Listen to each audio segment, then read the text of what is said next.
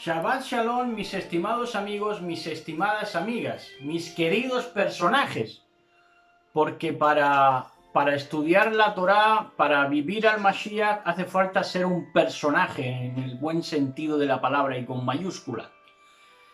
Y bueno, pues hoy estamos con Eclesiástico en este precioso Shabbat que nos va a conceder el Eterno bendito sea. Estaba muy soleado y se ha nublado, pero va para beneficio porque esperemos que refresque porque está haciendo bastante calor para estar en otoño. Y vamos a estar hoy con Eclesiástico capítulos 21, 22 y 23. Van a ser enriquecedores todos los capítulos y vamos a disfrutar mucho. Antes ya sabemos que nos toca hacer un repaso por lo que nos ha hablado de alguna manera a lo largo de esta semana, por detalles en los que hemos reparado a lo largo de esta semana. Y empezamos pues felicitándonos a nosotros mismos y al portador que ha compartido esto, que vamos a decir a continuación, porque no siempre son malas noticias y no siempre tenemos que corregir. También tenemos que hacernos eco de las buenas noticias, de lo correcto que se dice por ahí, ¿no? Que es bien poco y por eso quizá incluso se te tuviera que resaltar más. Y es que este ministerio dice que cuando en el cristianismo nos achacan a los que estamos fuera de los sistemas iglesias, de los sistemas religiosos, pues nos achacan de que no dejéis de congregaros, para restregarnos ese verso, ¿no? De no dejéis de congregaros como algunos tienen por costumbre, para hacernos ver que nosotros estamos incumpliendo ese mandato y no nos estamos congregando. Pues la respuesta que da este ministerio, muy acertada, es que las verdaderas congregaciones, cuando había que congregarse, era durante las fiestas. Y en las fiestas bíblicas. Y de las fiestas bíblicas, el cristianismo y todo el sistema organizado religioso apenas si tienen siquiera idea. Es muy difícil que tengan idea, ni siquiera se les haya predicado nunca de las fiestas. Y esas eran las verdaderas congregaciones. A eso estábamos llamados. Y si no dejéis de congregaros, pues sería no dejéis de celebrar las fiestas, porque esas eran las convocaciones y las congregaciones. Entonces está muy bien dicho por parte de este ministerio y hacemos eco de esto y bueno, pues les felicitamos. Ahora ya nos metemos en el mundo del humor, pero en el mundo del humor involuntario, porque hay quien se dedica a la comedia sin saberlo, ¿no? Y otro ministerio, pues ha estado hablando esta semana, más bien en Yom Kippur, más o menos sí fue en Yom Kippur, creo más o menos la fecha de esta prédica, en la que él atrás tenía un enunciado, un título o un emblema para su predicación y para predicaciones que ya viene haciendo de un tiempo a esta parte, y ponía: estamos en guerra con M. Cuando yo lo vi digo, a lo mejor es portugués, a lo mejor es que va a predicar portugués. Y dice, estamos en guerra con M. Y bueno, y diserta con su predicación y tal, eso, ¿no? Con sus explicaciones y demás. Y entonces cuenta este ministerio que una hermanita le dice a él, le dijo en cierta ocasión, que cómo podía tener tanta sabiduría. Y entonces él le dio la explicación que la gloria es para Elohim y no para él. Bueno, pues ¿cómo puede tener tanta sabiduría un hombre que no sabe ni poner un título? Y bueno, no es por echarle los perros a este ministerio en concreto, sino que es que de verdad que hay cada analfabeto por ahí que ni siquiera sabe poner el título de las predicaciones. ¿Cómo podía tener tanta sabiduría no sabiendo ni escribir el título? Y ponía estamos con M guerra. Bueno, ahí lo dejamos, mundo de la comedia involuntario. Entre las cosas que hemos estado leyendo en estas semanas, destaca una principalmente. Estamos leyendo sobre el Vaticano, sobre el Vaticano contra Dios, y es un libro que es interesante, cuenta cosas interesantes, y una de ellas me ha llamado especialmente la atención, y se la cuento para que vean ustedes las intrigas palaciegas que rodean todo sistema religioso y sobre todo católico, ¿no? Porque cuando se meten los prelados en conventos o allí en el Vaticano, lo que se alimenta es las intrigas palaciegas, y que unos sean jerárquicamente inferiores y sirvan a los jerárquicamente superiores, ¿no? Esto lo dan los años y una serie de condicionantes, por lo cual casi siempre los que están abajo nunca suben y los que están subidos raramente bajan, aun con casos de pederastia, por ejemplo, ¿no? Pero bueno, a lo que vamos no es eso, a lo que vamos es que hubo la historia de uno de estos que vivían apartados en conventos o monasterios, que se llamó el Padre Pío, que tuvo su andanza desde el 1918 hasta el 1968. Se le aparecieron unas marcas en las manos y en los costados, sí, en el costado y en las manos, que decían que eran los estigmas de Jesucristo. Y así lo estuvieron publicitando, y hasta el día de hoy los católicos siguen defendiendo al Padre Pío de que era un santo de verdad, y que lo que hablaron contra él fueron calumnias y que se le aparecían las llagas de verdad. Entonces, claro, se mete ahí en ese monasterio, en ese convento o en el Vaticano, donde estuviera, y incluso dice que no se le llegó a entrevistar, no se llegó a entrevistar con el Papa de entonces, porque le hicieron un complot para que no pudiera acceder, ¿no? Entonces nosotros examinamos esa situación y decimos, bueno, pues blanco y en botella leche, porque si es católico y está en la mentira y en la idolatría supina, no se le van a aparecer las marcas de Cristo, ¿no? Y otro aporte, y es que las llagas, las marcas de Yahshua, que es verdad que las tuvo, pero en la Biblia, ni en Hechos de los Apóstoles, ni nunca a lo largo de la historia del Nuevo Testamento, por ejemplo, se vio nada semejante a que alguien tuviera las marcas de Cristo o de Jesucristo, ¿no? Eso no se dio nunca. ¿Por qué? Porque el que cargó con nuestras culpas fue Él, y quien tuvo que padecer por nosotros para darnos posibilidad de resolvernos en bien fue Él, ¿no? Entonces, por demás está que las llagas que Él tuvo las portáramos también nosotros. Luego hay mucha literatura simbólica, por ejemplo, que dice que nosotros estamos juntamente con Él muertos en el madero. Escritura simbólica también paulinas de Shaul Pablo, que también expresa, ¿no? Pero el punto es que, como para medrar, para progresar en los estamentos de allá donde estaba, entre el catolicismo y los mandatarios y los dignatarios, pues a este hombre, a la verdad de las cosas, que ya digo, se cae por su propio peso, que en la mera idolatría nadie pueda ser gemelo de Cristo en el sentido de las llagas, es por demás que está claro que esto ni porque tuviera ni siquiera buen testimonio, pues más siendo un idólatra, ¿no? No tiene categorización de que guarde una relación con el Mesías. Entonces este hombre lo que hacía era echarse un líquido corrosivo,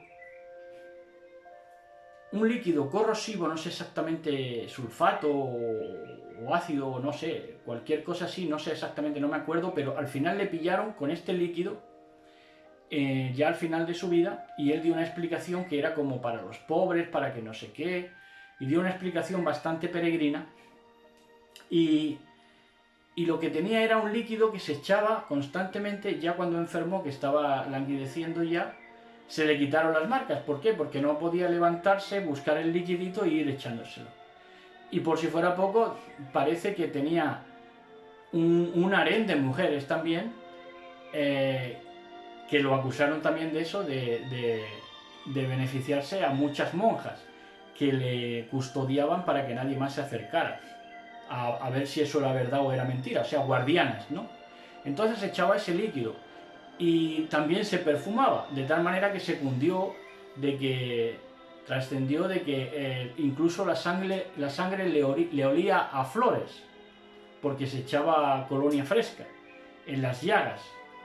Entonces, pues a esto recurren, ¿no? No tienen nada que hacer, no tienen nada que estudiar, ni siquiera no se ponen a estudiar la Biblia, ni a escribir, porque hay católicos que incluso se hacen tratados teológicos, ¿no? A unas malas, pues en la idolatría y todo, pero hacen sus tratados teológicos. Pero a estas personas no se le ocurre mejor cosa que ir con la mentira, con el engaño toda la vida, y así transcurrió. Y así que desde el 1918, al final de la Primera Guerra Mundial, hasta el 1968, durante 50 años, dicen que estuvieron apareciéndosele esas llagas. Y creo que al final lo declararon los subsiguientes papas, lo declararon santo y beato. Creo que está declarado beato y lo suben a los altares cuando lo declaran beato. Entonces, a ese testimonio lo tenemos, el Padre Pío, nada menos. Bueno, entre las oraciones de Yom Kippur, que se hacen con más o menos fervorosidad, con más o menos acierto, pero la verdad que la gente quiere abrir su corazón más que nunca en ese día, en ese Yom Kippur, porque es un Yom solemne y un Yom en que había que referir las culpas de uno para encontrar el perdón de quien confiesa su pecado y se aparta, encontrar la misericordia. Eso es bien sabido, ¿no? Lo decía el salmista y está claro en toda la Biblia, en lo que es el contexto de toda la Biblia, ¿no? Y oraba a alguien, no me acuerdo qué ministerio era, no se lo voy a decir tampoco, pero es que no me acuerdo qué ministerio era. Y oraba y decía, papito hermoso. Constantemente decía, papito hermoso. Y yo pensaba, oró la chilindrina. Oró la chilindrina. Bueno, pues eso también en el mundo del humor. Ahora, esto sí es importante, lo que vamos a decir antes de entrar en el mensaje de hoy de Eclesiástico. Esto es muy importante porque en el Sidur de Yom Kippur, hablando de Yom Kippur, en el Sidur de Yom Kippur, el Sidur es un libro de oraciones para celebrar todas las fiestas y todo, tiene desde para celebrar Shabbat oraciones hasta para celebrar todas las fiestas, ¿no? Y las oraciones que de verdad, pues algunas de ellas son hasta hermosas, ¿no? Pero en este Sidur de Yom Kippur, algunos ministerios se han dedicado a dar ese Sidur, que Sidur significa orden, y han leído los pecados que piden que se les perdone. Y eso es incongruente porque no puedes decir los mismos pecados de un año para otro, porque si dices los mismos pecados de un año para otro, es síntoma inequívoco de que no has querido rectificar, no has querido cambiar, no has querido mejorar. Y por eso repiten todos los años los mismos pecados, lo cual es aberrante delante de Elohim, eso es aberrante. Y piden perdón por todo, van pidiendo perdón desde una cosa a otra, pedimos perdón por esto, por hacer mal a nuestro prójimo, por ser unos usureros, se creen que con eso, porque lo repitan, ya van a encontrar perdón. Esto forma parte de la superstición, en verdad. Ya digo, máxime cuando no rectificas de un año para otro y dices la misma oración esperando que decir la oración y sacar esos pecados para perderte en la masa, que aquí es a lo que voy, ¿no? Porque haciendo todo genérico, con la oración lo haces genérico los pecados, y entonces no confiesas tus pecados, sino que te escondes en los pecados de la multitud, de la mayoría. Entonces es camuflarte, eso es camuflaje delante del Eterno, es hipocresía y es aberración. De tal manera que hasta pedían perdón en un sidur que yo escuché, que pedían perdón hasta por comerse a los niños, hasta por comerse a sus hijos. Pedían perdón en ese sidur. Lo decían en otras palabras, pero prácticamente decían eso. Entonces, pues, como digo, es hipocresía y demuestra que no tienen la más mínima intención elaborando ese sidur, esa carta de oración para decirla todos los años, no tienen ni la más mínima voluntad de cambiar. Y uno de los muchachos que decían este Sidur, pues decía que perdónanos ¿por qué decía? Por ser fornicarios, también decía, por ser fornicarios, porque hemos fornicado y hemos... Pero bueno, pero entonces es que Elohim no está... Esto es, al final desemboca lo mismo que el cristianismo, que vienen a decir que Elohim no... Elohim ama al pecador, te vienen a decir, que además de que no odia el pecado, además también ama al pecador, cosa que durante toda la Biblia, en el contexto de toda la Biblia, no tiene el menor sentido y no lo dice nunca. Es lo contrario. Yahshua HaMashiach, nuestro Elohim, odia el pecado y por ende al que lo practique, ¿no? Y sin embargo ellos, pues... no lo odia, lo aborrece. Lo aborrece.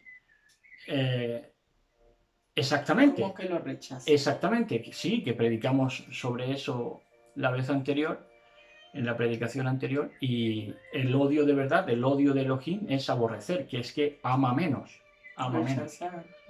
Lo deja al margen de su salvación y de su gozo. Entonces, pues, demuestra esto, ¿no? Demuestra que no tienen la más mínima intención de mejorar delante del bendito sea, guardando ese Sidur de Yom Kippur. Quizá el Sidur de Yom Kippur para otras fiestas a lo mejor tiene algún sentido, porque son palabras hasta bonitas. Nosotros no lo damos, porque las palabras repetidas no tienen sentido delante de él. Entonces la oración espontánea e intuitiva de tu Ruach, de tu espíritu hacia el Ruach Elohim, pues es la eficaz, ¿no? Pero bueno, cada cual hace lo que quiera.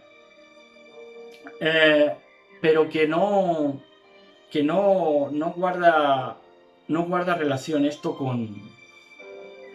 vamos, que no es... que no viene a cuento con el Yom Kippur. Quizá en otras fiestas sí sea pertinente, pero en Yom Kippur no tiene nada que ver, porque tú lo que quieres es mejorar, es cambiar. Ese es el sentido de Yom Kippur, cambiar y mejorar. Si tú mantienes la misma oración, señal que has hecho los mismos pecados y que encima te quieres refugiar en el pecado de otros. Y por cierto, esto para que les quede claro, en Yom Kippur, cuando se ponía la mano sobre el carnero por Azazel, lo que hacía Aarón no era dar los pecados genéricos de todo el pueblo, referir los pecados genéricos de todo el pueblo como hace el Sidur, sino confesar las culpas exactas. Las culpas exactas. Quizá no nombrara a quien hacía la culpa, pero sí decía las cosas claras de los pecados que se habían cometido. No se refugiaba en lo genérico. Si alguien, por ejemplo, había cometido zoofilia, lo declaraba sobre el animal, sobre el carnero por Azazel. Desde la hipocresía a la zoofilia a lo que fuera, pero confesaban los pecados, porque dice, confesarás los pecados del pueblo a la cabra, a Yom Kippur, al carnero. Entonces no eran siempre los mismos pecados, porque si no, Yom Kippur no hubiera tenido eficacia. Cada año eran diferentes, porque incurrían en cosas diferentes. Y ahí estaba la eficacia de esa expiación, de esa transferencia a ese carnero, ¿no? Bueno, hasta ahí, que nos hemos extendido mucho en esto. Ahora, vamos a meter un poquito de ciencia, un apunte de ciencia, que les va a ser de bendición, yo creo. Vamos a hablar de los electrones. Los electrones, hemos aprendido que los electrones son lo que llena de energía y vida al planeta. Y los electrones más bien vienen del Sol. El Sol llena de energía a los frutos, y por eso cuando comemos frutos o frutas o vegetales, tienen esa sangre, esa vida, que son los electrones, se puede decir. Y es curioso porque en el planeta, en lo que es la Tierra, la materia, el polvo, la baja frecuencia, no hay electrones positivos.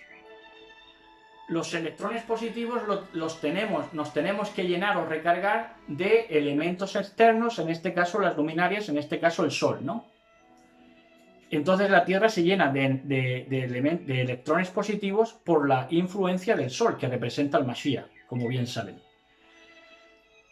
Ahora, las células sí tienen electrones positivos. ¿Y cómo puede ser si el ser humano nace de la Tierra, viene de la Tierra? ¿No? El Ben Adam, el nacido de la Tierra. Pues es porque en el hombre, también en los animales, pero sobre todo en el hombre, Elohim nos creó a nuestra imagen y semejanza. Y entonces la carga positiva del electrón está en nosotros. ¿Qué pasa? Que hay dos simientes en ti mismo. Son dos simientes espirituales, pero que están ahí. Uno, tu ser interior, que se deleita en la ley de Yahweh, que decía el apóstol, el Sholia, y el hombre exterior. El hombre exterior según los rudimentos del mundo, según la materia baja, la baja frecuencia de la Tierra, donde no hay electrón positivo. El electrón positivo está dentro de en tu interior, para que tú te conectes con el Sol que irradia el electrón, la carga positiva, para al final resolverte en bien. Te puede resolver en bien o te puede resolver en mal, según a quien te agarres. Si te agarras a lo exterior, si te agarras a la apariencia, pues entonces no vas a recibir ese electrón de carga positiva. Bueno, eso es referente a un poquito, para hacer un poquito de ciencia, que es de bendición y que es bueno de aprender. Y por último, acabamos este repaso de la actualidad en que se va a estrenar una película de dibujitos animados que se va a llamar, o se está llamando, creo que ya se está estrenando, que se llama Abominable. Ahí es nada, Abominable, que va del abominable hombre de las nieves. ¿Y qué nos van a enseñar en esa peliculita de dibujos animados? La preciosidad de la monstruosidad, una vez más. Entonces nos están acercando, le están acercando a los niños que la monstruosidad es preciosa, es bella, es bonita. Y lo peor, no solamente para resetear la mente de los niños, sino que nuestro léxico, nuestro lenguaje se va a ver poco a poco, ya se está viendo condicionado por estas producciones, por este lenguaje cinematográfico, y cada vez que ya digamos abominable, por ejemplo, cuando alguien predique que dentro de 15 años a un niño de estos que se van a criar viendo esta película de Abominable, cuando le diga a un predicador que la homosexualidad es abominable delante de Elohim, pues se va a acordar de que el monstruo era bonito. ¿Entienden? Una programación satánica 100%. Bueno, pues ahora sí nos introducimos ya con Eclesiástico 21, 22 y 23. Y primeramente pues vamos a hablar sobre el pecado, precisamente, cuando fue el día de Yom Kippur, hace unos días, ¿no?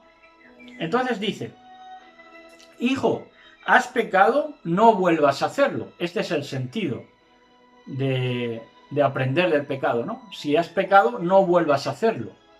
Si vuelves a hacerlo y repetir la misma oración el año que viene y pasado mañana, pues es que no quieres dejar de pecar. Has pecado, no vuelvas a hacerlo. Y pide perdón por tus faltas pasadas. Eso es Yom Kippur. Huye del pecado como de la serpiente, porque pica, es dañina, es venenoso. El pecado es venenoso, te contamina. Porque si te acercas al pecado, te morderá, te hará daño a ti mismo. No es que ofendas a nadie, sino que principalmente te ofendes a ti mismo porque te metes veneno dentro. Dientes de león son sus dientes, que quitan la vida a los hombres. Dientes de león, y no se refiere a la planta que tiene tantos beneficios, sino dientes de león a los dientes sableteados del león, que como te pille, pues te hace bastante daño, que quita la vida a los hombres, dice. Dice: toda injusticia es como espada de dos filos, no hay remedio para su herida. Aquí no dice que la injusticia sea espada de dos filos en el sentido de que tiene bueno y malo, sino que se refiere a lo aguda que es, al daño que hace, ¿no? Cuando entra y sale, se refiere más bien al daño que hace, no que tenga una parte buena y parte mala, de dos filos, sino que hace mucho daño porque es muy aguda, es muy cortante.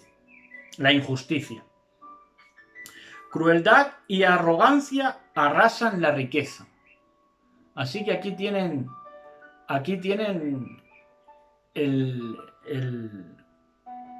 pues la pócima por si quieren echar a perder sus riquezas. Tengan crueldad, quien tenga crueldad y tenga arrogancia va a arrasar sus riquezas. ¿Por qué?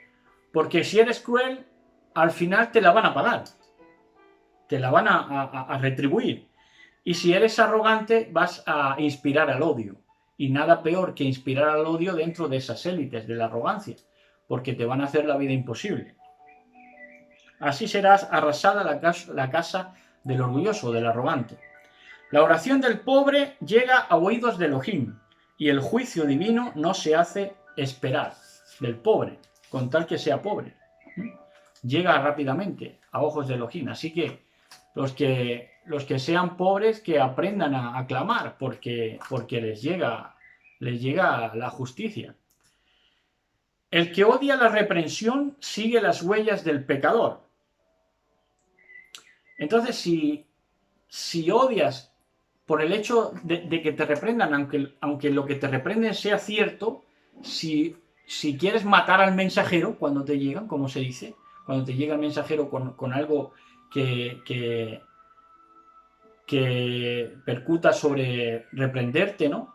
Reprenderte a ti por tus malas obras, pues si odias la reprensión, sigues las huellas del pecador. ¿Por qué? Porque no rectificas. El que teme al patrón se convierte en su corazón. El que respeta a Elohim se convierte en su corazón. Mucho se habla de la conversión, de repetir una frasecita o de que aceptes lo que tienen estipulado en cada iglesia, en cada denominación, y se dan diferentes tipos de conversiones. Pero la conversión empieza por el respeto a Elohim. Por el respeto a Elohim. Quien respeta a Elohim respeta su palabra. Va unido una cosa con otra. De lejos se conoce al charlatán y el sensato advierte sus deslices. Nosotros vimos hace poco a alguien que predicaba de la buena alimentación, de la salud del corazón y tal, y estaba casi obeso. Y entonces pues nosotros reflexionamos y dijimos, pues lo más seguro que sea un charlatán, ¿no? Entonces el charlatán se conoce desde lejos. El que edifica su casa con dinero ajeno es como el que amontona piedras para su tumba. Edificar casa con dinero ajeno. ¿Por qué? Porque al final te la van a cobrar. Nadie hace nada de balde.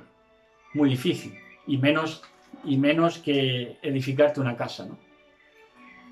Un haz de estopa es la reunión de los pecadores. Es decir, que está propensa a arder en cualquier momento. Nosotros esperamos un juicio divino, un juicio en el que ya sea todo ajusticiado. Pero realmente esto viene pasando durante toda la vida. Que la reunión de pecadores es cerilla, es fósforo, arde en cualquier momento. Acabará en una llamarada de fuego. No hace falta ni siquiera que se esperen al día del juicio, sino ya al día de hoy. Durante toda la vida ha sido así.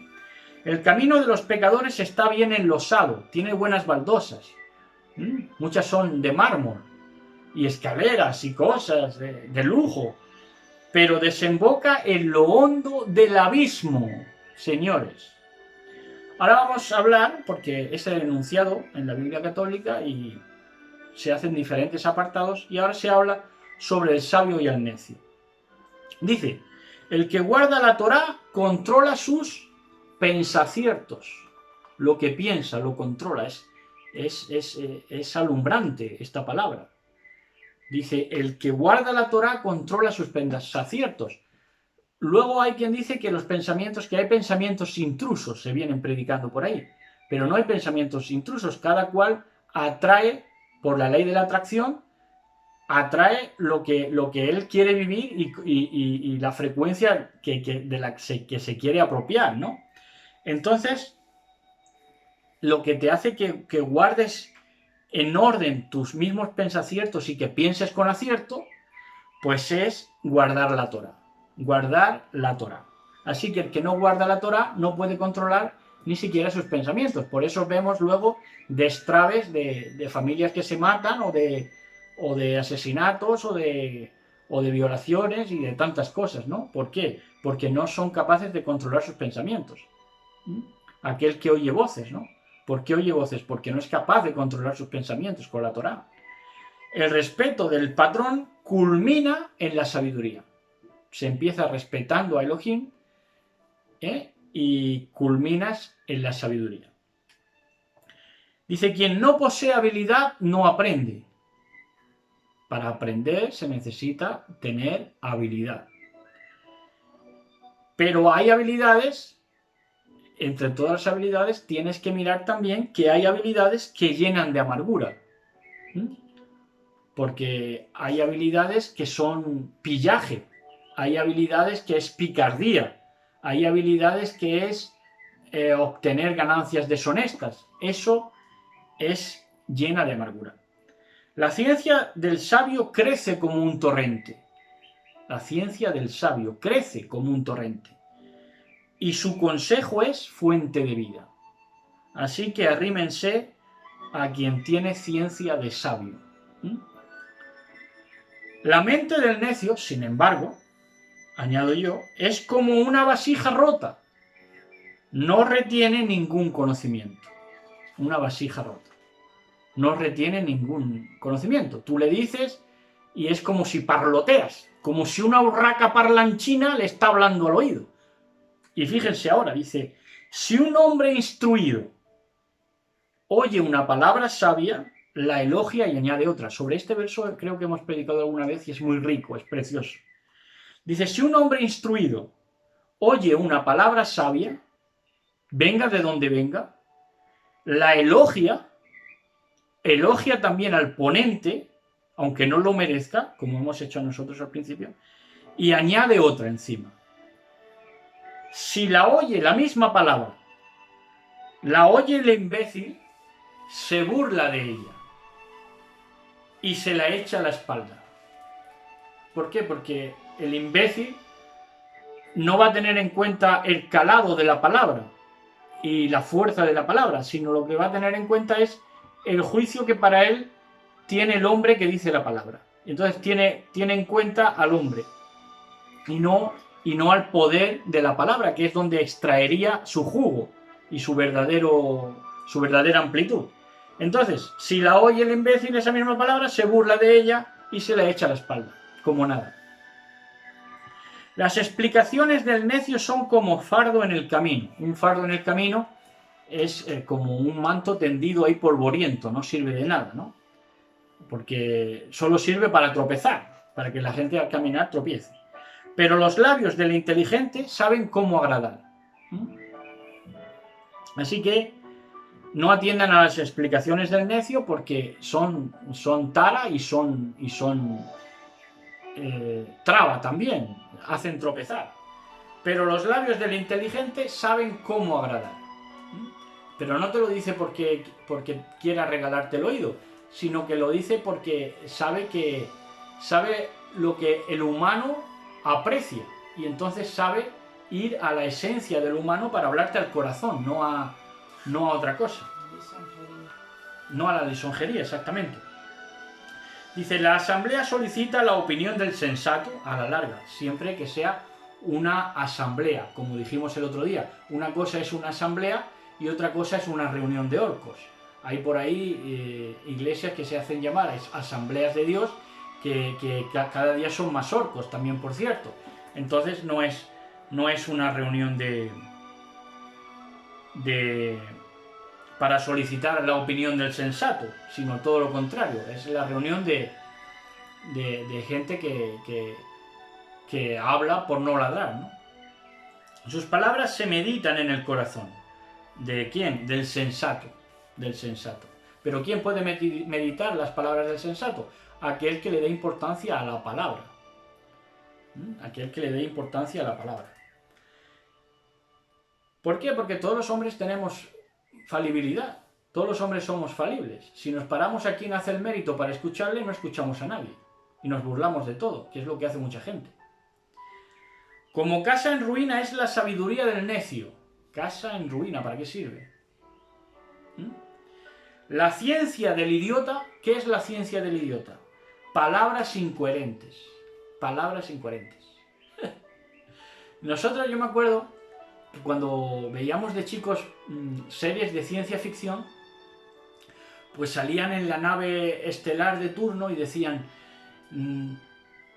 coordenada 9-1 avanzando para estrella polar y vienen los terratenientes de Suburbia, por ejemplo, y no entendíamos nada, ¿no? No entendíamos nada de lo que decían porque era un lenguaje entre técnico, pseudocientífico, magufo, y no te enterabas de nada. Pero sin embargo, por no enterarse precisamente de nada, eran ciencia del idiota. La ciencia ficción ha sido durante toda la vida la ciencia del idiota que habla palabras incoherentes que no tienen el menor sentido.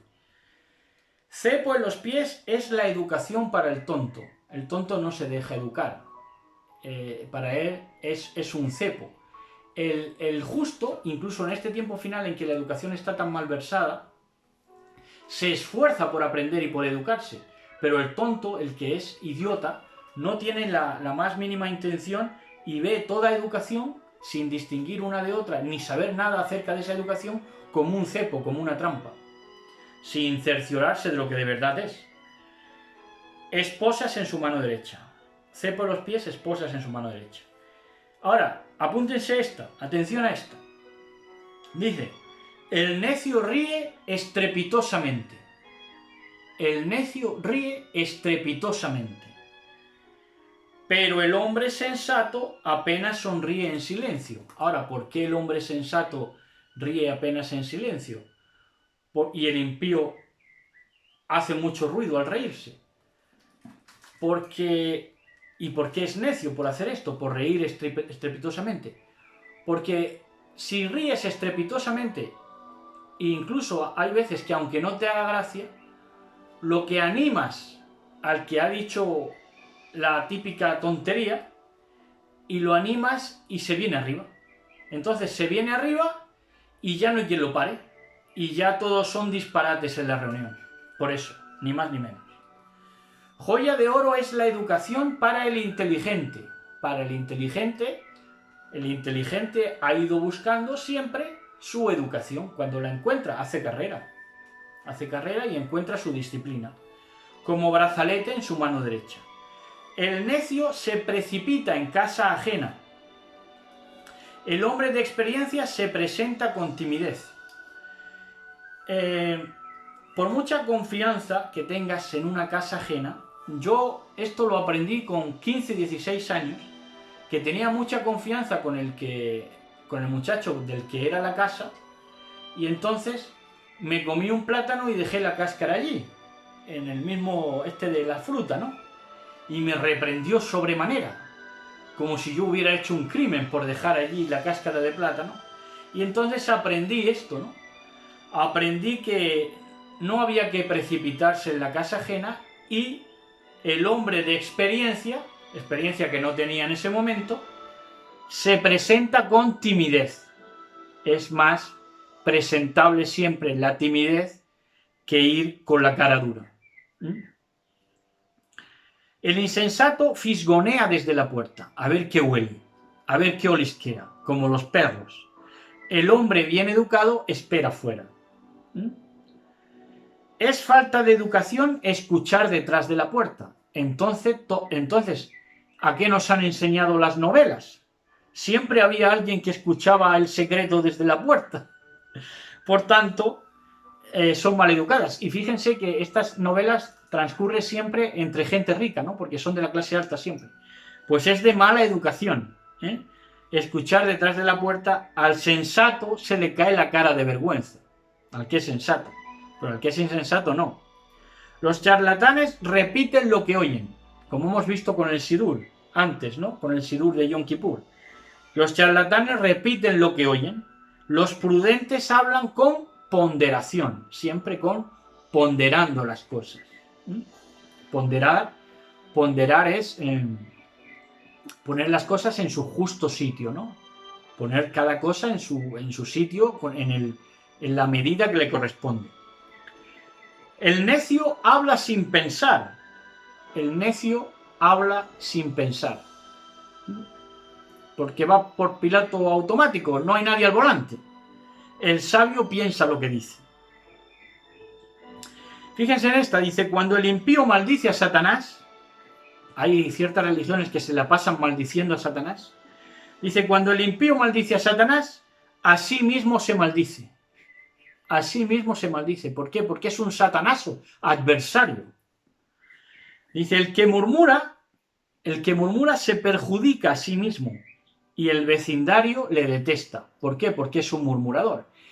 Y noten esto, el murmurador no es aquel que también es, que se inventa males, que da falsos testimonios, pero el murmurador muchas veces es el que habla entre dientes, y de esto hay aporrillo en la gente, de gente que habla entre dientes y que no se le entiende lo que dice, le entiende el de al lado porque está hablando del otro, de un tercero, y entonces murmuran. Ese murmurador se perjudica a sí mismo y el vecindario acaba detestándole, porque siempre está con los secretillos. Capítulo 22 ya dice, el perezoso se parece a una piedra enfangada, todos silban al ver su indignidad. ¿Por qué? Porque la pereza es indigna. El otro día le comentaba a mi esposa que vimos a un latino que vivía de cagamundos por ahí en Estados Unidos, y le preguntaban, bueno, ¿y por qué no busca trabajo? Y dice, porque es que ya nos da pereza, porque no comemos bien, entonces nos da pereza ir a buscar trabajo, decía el hombre. El perezoso se parece a una piedra enfangada, todos silban a ver su indignidad. El perezoso se parece a qué cosa, a una boñiga, fíjense eso, a una boñiga. Todo el que la toca sacude la mano. Ayer, por ejemplo, cuando salimos, vi a un hombre joven e incluso no iba mal vestido pidiendo limosna. Esto es haraganería, porque se podría colocar en cualquier sitio. Y si no encuentra trabajo en un sitio, se va a otro. Siempre hay sitios para trabajar. Así que se parece a una boñiga. ¡Qué vergüenza ser padre de un hijo mal educado! Mal educado. El bien educado, miren, las normas de la educación, lo primero es dar las gracias por todo. Eso es síntoma de educación.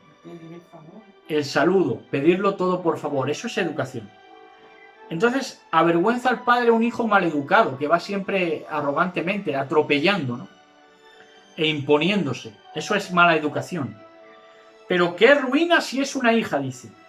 Es vergüenza tener un hijo mal educado, pero si es una hija, es ruina que la hija sea mal educada. Porque hay casos realmente que se convierten en ruina, porque si te dicen lo guarra que es tu hija, eso incita al padre a tener que hacer violencia, por lo cual eso siembra ruinas. ¿Entienden? Porque si te dicen, bueno, es que tu hija ha estado en mi ventana, entre burlándose o no burlándose, hablando de lo que le voy a hacer o no le voy a hacer. Entonces avergüenza de tal manera al padre que le llama a la ruina. Dice, la hija prudente es un tesoro para el marido. La hija prudente. La hija desvergonzada, por supuesto, entristece, por lo que hemos dicho, al padre. La hija descarada avergüenza al padre y al marido. Descarada. Que, fíjense, un rasgo de la mujer descarada es que manda callar por menos de nada a la gente. No, tú cállate, tú también cállate. Es descarada.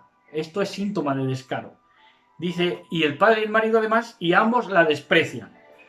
Dice, música en duelo es una palabra inoportuna. Ya saben que la música, aunque hay culturas que sí, pero la música no es lo apropiado en un duelo, en un luto. Entonces, música en duelo es una palabra inoportuna. Azotes y corrección siempre indican sabiduría. Bueno, yo no creo en los azotes, porque no creo en la violencia de ningún tipo. Pero los azotes, en cuanto si fueran azotes de disciplina verbal, entonces sí, si eso se entiende como azote, sí, pero si es físico, yo no estoy por los azotes. Y corrección siempre indican sabiduría. Por cierto, hay azotes que no corrigen, así que lo mejor es aprender, para que el hijo aprenda corrección, y la principal corrección es el testimonio que uno dé en su caso. Bueno, enseñar al necio es como pegar los añicos de una vasija rota. Tú lo sabes, que el jarrón se te estropeó y tuvimos que ahí hacerlo bastante laboriosamente. Pues es eso, ¿no? Es pues ganas de cantarle al sol. Como pegar añicos de una vasija rota, porque el necio es eso, una vasija rota, un juguete roto. O como despertar a uno que duerme profundamente. Estamos hablando mucho de un tiempo a esta parte del despertar, ¿no? Del despertar a la correcta información, de que la gente despierte. Pero al necio no se puede despertar, porque está durmiendo profundamente. Dice, conversar con el necio es conversar con un adormilado, precisamente por eso. Entonces tú quieres despertar al necio, tú le dices, no, que el sistema es un engaño, que todo es mentira. Y conversas con él, y conversas como con un adormilado. ¿Y qué hace el adormilado? Dice, cuando termines de hablar te dirá, ¿qué has dicho? Porque no te ha prestado ni atención, no sabe ni prestar atención.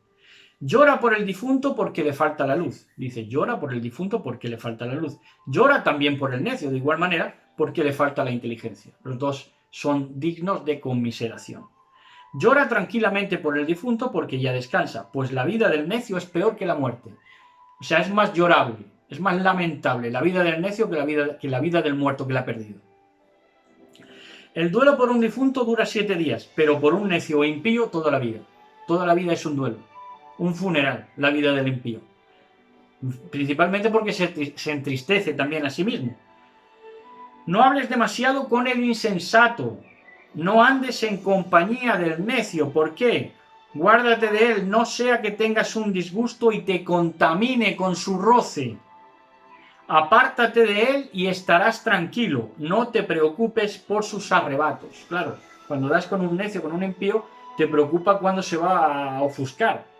Pero si te alejas de él, ya no vas a tener, ya estás tranquilo. Casa bien trabada con vigas de madera no se desmorona ni con un terremoto. Así el corazón firme que reflexiona con prudencia, llegado el momento, no se acobarda. ¿Por qué? Porque has afirmado el corazón reflexionando siempre con prudencia. Y entonces sabes actuar en la abundancia y en la escasez, en la adversidad y cuando te vaya bien. Corazón apoyado en reflexión prudente, es como estuco de arena en pared bien lijada. Es provechoso y es decorativo, es bello el hecho de que un corazón se apoye en la reflexión prudente. Empalizada en lo alto del muro, no resiste al viento. Así el corazón del necio, falto de reflexión, que por eso es lo que lo mata, que el corazón del necio es falto de reflexión, no resiste ninguna amenaza. Por menos de nada se atora, se aturulla, se ofusca, se omnibula. Quien hiere el ojo hace saltar lágrimas. Claro, prueben a meterle así, a ver si se saltan las lágrimas. Quien hiere el corazón descubre sentimientos. Meter el dedo en el ojo es da igual que herir el corazón, porque ambas cosas lloran. Aunque no lloren por fuera, lloran por dentro. Quien tira una piedra a un pájaro lo ahuyenta. De la misma manera, quien afrenta a un amigo rompe la amistad. Y te evitas de felicidades, de alegrías con él. Dice, si has empuñado la espalda contra tu amigo, no desesperes, que aún puede volver a ti. Si has abierto la boca contra tu amigo, no temas, que aún puedes reconciliarte. A menos que, fíjense, que esta es buena, puedes reconciliarte con tu amigo por las ofensas que le hayas hecho, salvo que. Dice, a menos que haya ultraje. Ultraje es que haya sido un desprecio, pues demasiado grande. Eso es ultraje. Altanería, que es arrogancia, presumir de ciertas cosas que él no tenía en ese momento.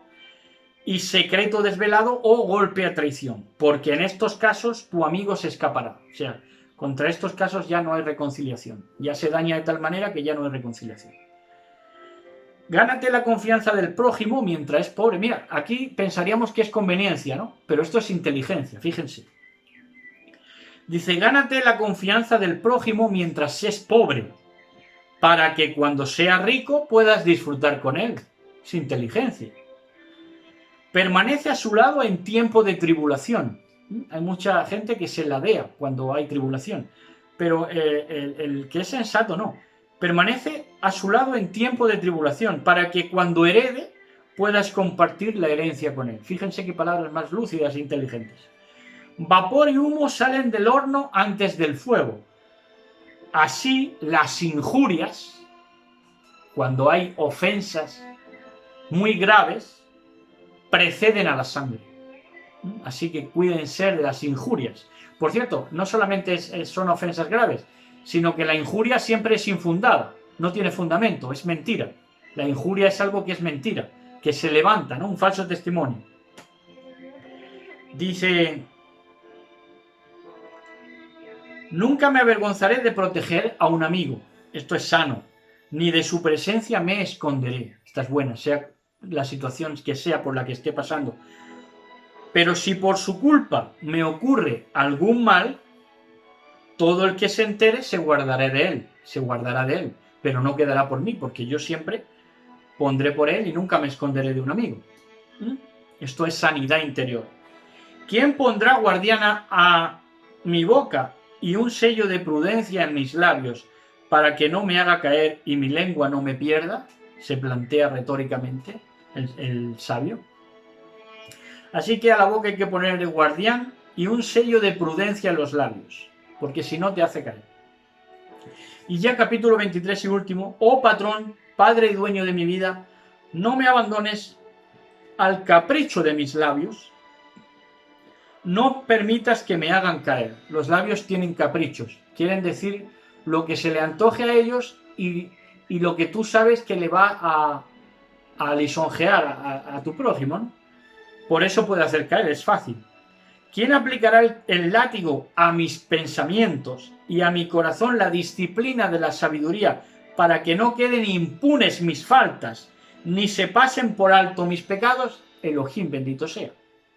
Elohim bendito sea. Él aplica el látigo, pero del bueno, de disciplina, a tus pensamientos, y a tu corazón le da la disciplina de la sabiduría para que no queden impunes tus faltas y pagues aquí y no pagues excluido del reino de Elohim, de su esplendor. No sea que mis errores aumenten y abunden mis pecados. Ahí se quiere cuidar. Esto es riqueza mental. No sea que yo caiga ante mis adversarios y el enemigo se burle de mí. Patrón, Padre y Elohim de mi vida, no permitas que mis ojos sean altaneros. ¿Por qué? Porque Él los aborrece, lo sabemos. Y aparta de mí los malos deseos. Dice que la sensualidad, que muchas veces es un mal deseo, que la sensualidad y la lujuria no se apoderen de mí. ¿Por qué? Porque si no voy a ser la burla de todos, no me dejes caer en pasiones vergonzosas. Pasiones vergonzosas. Por cierto, esta semana se han dado los premios Nobel que dicen que no se dieron el año pasado porque hubo escándalos sexuales. Entre la gente más supuestamente instruida se dan las pasiones, la sensualidad y la lujuria más baja y los malos deseos, ¿no? Escuchad, hijos, mi enseñanza, mi Torá, el que la guarda no caerá en la trampa. Le dice un padre amoroso a un hijo que oye. El pecador se enreda en sus propios labios, el calumniador y el soberbio también tropiezan en ellos. ¿En qué? En los labios. No acostumbres a jurar, ni te habitúes a nombrar al bendito sea en el contexto de jurar. En el contexto de jurar. Porque igual que un criado continuamente vigilado, no quedará libre de golpes. Si pongo por juramento a Elohim, pues no me van a faltar los golpes, principalmente los golpes de la vida. Así que el que jura y nombra a Elohim a todas horas no se verá libre de pecado. Esto no va contra nombrar a Elohim, sino abusar de nombrar a Elohim. Hay gente que está traficando o trafica droga o es asesino o ha hecho las 1001 y siempre tiene a Dios en su boca. Esto no le faltan los golpes en la vida, porque es así. Elohim hace justicia. El hombre que mucho jura se llena de maldad y no se apartará de su casa el látigo. Aquí está, esto es una promesa. Igual que hay promesas para los benditos, hay promesas también para los malditos. Si se descuida, su pecado le cae encima. Si jura a la ligera, peca 2 veces. Si jura en falso, no será perdonado y su casa se llenará de desgracias. Por eso hay tanta gente maldita. Hay palabras equiparables a la muerte. Fíjense lo que hacen las palabras. Y hay gente que no le quiere dar importancia a las palabras, si la palabra es lo que más importancia tiene. Hay palabras equiparables a la muerte, que no se oigan nunca en la heredad de Jacob, pues los piadosos rechazan estas cosas. Las cosas de palabras, las palabras no que suenen mal, sino que tengan mala vibración de por sí. Y no se revuelcan en los pecados. Los piadosos no se revuelcan en los pecados. No acostumbres tu boca a groserías indecentes, pues hay palabras que son pecados. Aquí vemos que hay palabras que de por sí tienen baja frecuencia. No es que es como la interprete el oyente, sino que es que son de baja frecuencia, ¿no? Acuérdate de tu padre y de tu madre cuando te sientes entre los poderosos. Eso es, que te acuerdes de dónde vienes, para no endiosarte de mala manera. No sea que te olvides en su presencia y comportándote como un necio, sin saber de dónde vienes, renunciando a tus raíces,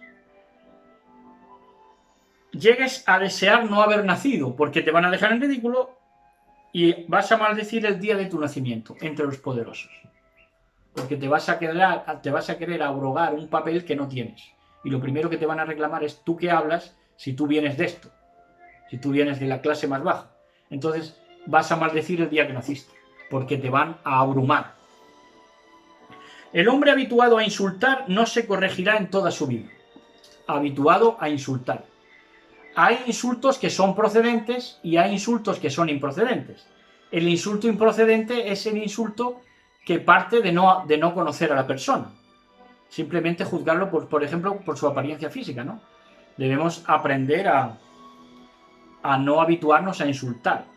Eso quien esté libre que se cuide, porque es honra no llenarse la boca de insultos. Quien pueda a estas alturas ahorrarse los insultos, que Elohim le bendiga mucho, porque es precioso delante del Eterno y muy difícil ahora. 2 clases de gente multiplican sus pecados y una tercera provoca la ira divina. El sensual, que arde como el fuego, no se apagará hasta consumirse. El lujurioso con su propio cuerpo no cejará hasta que el fuego le abrase. Bueno, aquí sabemos de lo que está hablando. Para el lujurioso cualquier pan es dulce, no hace distinción. Todo aquel que, como dice como decía la canción, ¿qué decía? Bueno, hay frases por ahí, ¿no? Dice, cualquier cosa que lleve falda, ¿no? Les gusta. No descansará hasta que haya muerto, porque todo desea el bien ajeno, y eso es al final un mal camino. Dice, el que es infiel a su esposa y dice para sí, ¿quién me ve? La oscuridad me envuelve, las paredes me encubren, nadie me ve, ¿qué he de temer? Dice, el Altísimo no se acordará de mis pecados. Razón así, ¿no? El adúltero. Solo teme a los ojos de los hombres. No sabe que los ojos del patrón son 10.000 veces más brillantes que el sol. Que observan todos los caminos de los hombres y penetran los rincones más ocultos. Antes de ser creadas, el patrón conocía todas las cosas, ya lo que ibas a hacer. Y después de acabadas todavía las conoce. En las plazas de la ciudad ese hombre, el adúltero, será castigado. será detenido donde menos lo esperaba. Así también la mujer que ha sido infiel a su marido y le ha dado como heredero el hijo de otro hombre, ojo a esto, dice, así también la mujer que ha sido infiel a su marido y le ha dado como heredero el hijo de otro hombre. Primero, ha desobedecido la Torá del Altísimo. Segundo, ha faltado a su marido, por el hecho de tener otro marido, diferente, del primero que le hizo el hijo. Segundo, ha faltado a su marido. Tercero, se ha prostituido en adulterio al tener hijos de otro hombre. Ahí está. A esta la llevarán, y noten esto, tercero, se ha prostituido en adulterio, le llama prostituta. Esto no lo digo yo, lo dice la Torá. A esta la llevarán ante la asamblea e investigarán sobre sus hijos. Sus hijos no echarán raíces, porque dice, tú eres un hijo de puta. Lo primero que le dicen. Cuando el hijo intenta integrarse socialmente. Sus hijos no echarán raíces, por culpa de esto, sus ramas no darán sus frutos. ¿Cómo?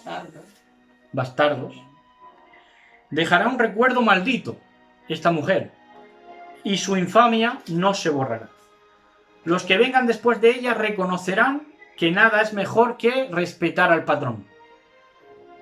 Los que vengan después de ella, de esta mujer que se ha prostituido, que no ha respetado ni al marido primero, ni a los hijos por ende, pues después de ella, dice, solo después de ella, de que dé testimonio para mal, pero dice que al final los que vienen después de ella reconocerán que nada es mejor que respetar al patrón, porque van a aprender de estos errores y de esta vida infructuosa. Dice, nada más dulce, dirán los que vengan después, nada más dulce que guardar sus mitzvot, sus mandaciertos de nuestro bendito Elohim. Por el testimonio, por el contraste de haber llevado una vida prostituida y de que ha hecho a sus hijos no echar raíces en ningún lado, y ahora lo ven, y a toro pasado ya, cuando ven los frutos de cada cosa, saben que no hay nada más dulce que los mitzvot, que la Torá de nuestro Elohim. Y hasta aquí. Tengan un Shabbat bendecido, gócense en la presencia del bendito sea, nuestro Elohim altísimo, nuestro Elohim eterno, nuestro Elohim lleno de ahabá para todos nosotros, lleno de amor para todos nosotros. Shalom a todos, coman, rían, sueñen, beban, abrácense y sobre todo, pues hablen con Elohim como quien habla con su mejor amigo, como siempre les digo, y preparémonos para Sukkot, que ya falta poco tiempo. Bueno, hasta entonces, pues reciban un fuerte abrazo y un beso para todos y todas. Shalom a todos.